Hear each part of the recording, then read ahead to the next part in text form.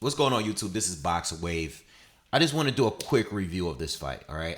Many of you know that I was just live covering the Derek Chisora Tyson Fury 3 card, and this fight between Kevin Lerena and Daniel Dubois was a co-main event for the fight.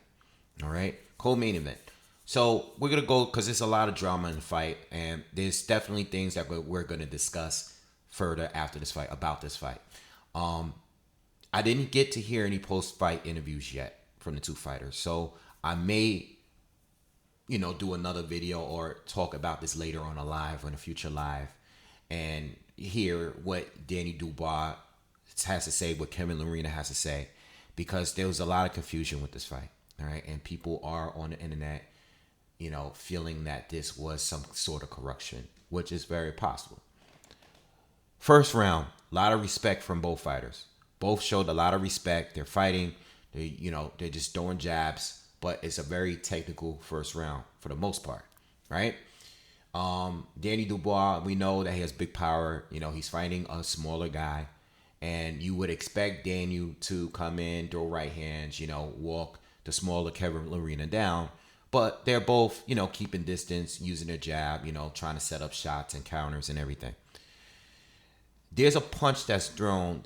I believe from what I saw, all right, it looked like there was like a sweeping left hand thrown by Kevin Lerena that barely grazes Daniel Dubois on the top of his head.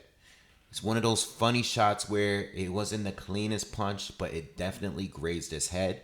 And I think that kind of messed up Daniel's, like his legs. They went noodle. His right leg specifically, you can see in the slow-mo, he gets knocked down, right? Not much time left in the round, but he gets dropped. Now he's down, right? And at this point, live, I didn't see the punch live, right? And you still can't see it from the angle that I've seen it from or watched it from. But it looks like Daniel is hurt bad. It looked like he might have had an injury. You just couldn't tell because when he gets up, his legs are still gone and he's leaning, and it looks like his side is hurt. It looks like his leg is hurt. It looked like he has some kind of injury. It looks like he's just not recovered. So he gets back up, and Kevin Lerena goes to fight like he's going to finish him off. Drops him again. Not the cleanest shot, but I think he landed like another left hand, and Daniel goes down. But Daniel is hurt still.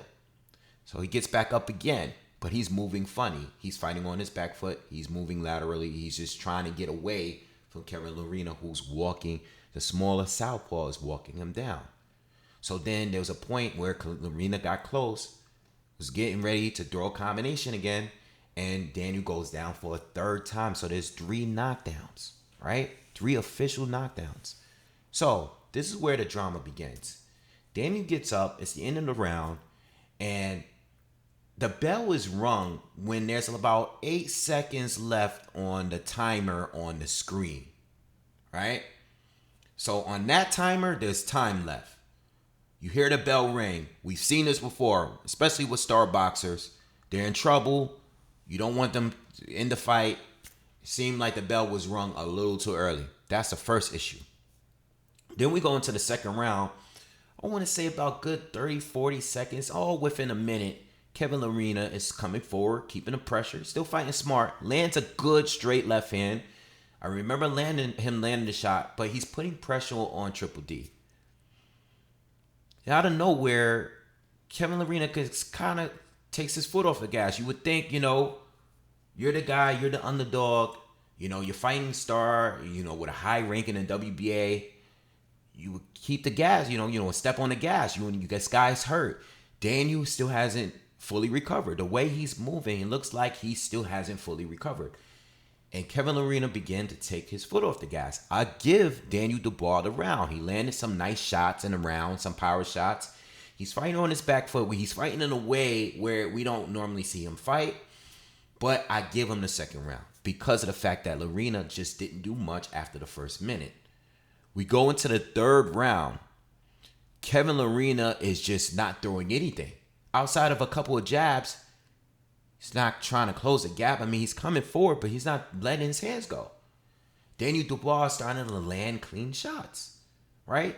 So he lands a big right hand through the guard of Lerena, drops Lerena. Lerena's hurt. goes to finish him off, lands a combination, right? With that combination, there's a punch, at least a punch, a big punch that lands on Lerena after the bell is rung. All right? Bell rings, third round is over, a punch get through. Lerena was hurt and looked out on his feet even before the bell rung, but the ref decides to stop the fight at the end of that flurry, and the round was already over. But he waves it off, fight is over. Daniel Dubois is going to get a lot of criticism for this. Not only because of the knockdown, but he was saved in the first round. You can make an argument that he was saved. People are going to come up with, the conspiracies that Lerena, didn't take a dive, but he took his foot off the gas for absolutely no reason. I mean, the guy just stopped throwing punches in the second round. What was that about? And then in the third round, you got Daniel Dubois getting extra punches off after the bell rung, and the ref just waving it off. Now, at that point, Lerena was finished. All right? But should the ref have stopped the fight with the punches that landed? He didn't stop it before the bell, where Lerena looked like he was out of it already. He stopped it after the bell, after he got hit after the bell. At least one or two additional punches landed after the bell. So there's a lot of drama in this fight. I think you can make a good argument that it should be a no contest because of the punches after the bell. I've seen it plenty of times before. But it's just a very funny fight. Actually, it was a really entertaining fight. It kind of reminded me a little bit like the Wardley fight against Gorman last week, where, you had the back and forth. But when you see a fighter that is the underdog, that was as confident as he was, looked that good early, and just not capitalize off the fact that the star fighter is hurt, it does raise a lot of eyebrows. It raises a lot of questions on whether or not, was this guy really supposed to win? Was he really in there to win? So I know the conspiracies are going to come. I've read it, said some on my live, and I understand it. I think there's a good reason behind it based on what we just saw. All right. At this point, I would like to hear interviews from the two camps. It didn't look like Lerena was disputing anything in the ring after the fight. It didn't look like he was disputing anything. All right.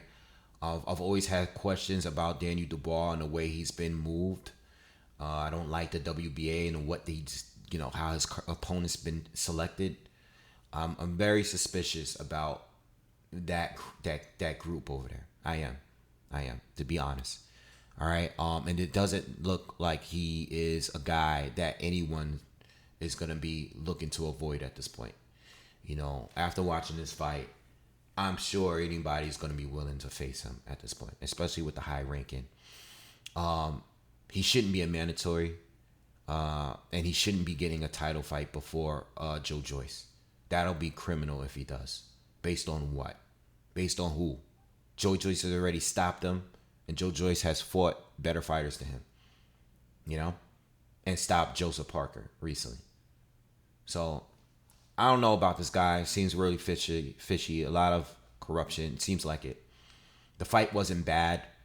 But it was bad if you're watching it and you see a guy that's clearly winning and clearly has the advantage, and he just takes his foot off the gas. What's up with that? I don't know. We'll see.